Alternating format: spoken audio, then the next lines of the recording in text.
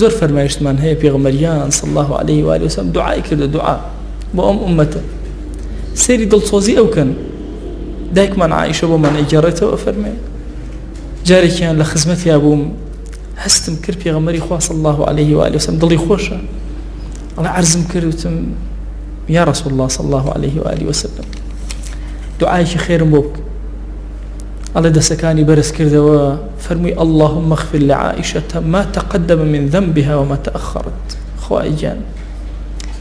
لە گوناهی عائشە ببوورە ئەو گوناهەی لەمە و پێش کردوێتی ئەو گوناهەی لەمە و دواییکە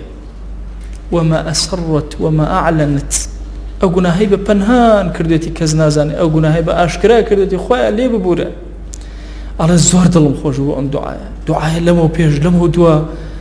دوعایەک ئەی هاوار نهێنی و ئاشکرا هەموو خوا لێم ببوورێ لەو زمانە پاکە شیرینەوە ئەڵێ زۆر پێکەنیم سەرم خستە باوەشم وتی سرت سوڕمای عائشە فوالله إنها لدعوتي لأمتي في كل صلاة قسم بخوا أما دعاء من أبوه همو أمتكم تاك تاك لهمو نيوجكما چەند جار نوێژی کردو پێغەمبەری خوا صلی الله عليه وسلم ئەوەندە جار ئەمەی لەبیر بووە ئەم دوعا و کەلیمەتانی بۆ ئێمە ژووت دەتخوا وەرە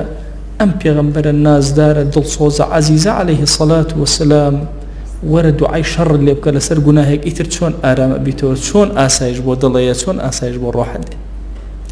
بۆیە ئێمە پێویستمان بەوەیە بە حیاتی خۆمانە بڕۆینەوە لەسەر گوناهەکانمان بوەستین ڕاوەستین ڕایان گرین گوناهەکان نەهێڵین زیادکەن لەکوێ نورەکانمان کز بووە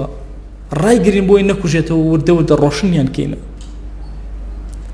تەسەوڕکەن گوناهەکان چرایەک بێنەوە هەر دایگیرسێنە و دایگیرسێن وردە هەر جارێ تۆزە ڕەشی بگرێ کاتێ دوایی ئەزانی ئیتر برە و ڕووناکی نامێنێ پێویستمان بە پاکردنەوە هەیە پێویستمان بە ئیستیغفارێکی جدی هەیە پێویستمان بە تەوبەیەکی سادقانە هەیە لەعەل لە دەرگاکانی خەیر بەسەرمان ئاکرێت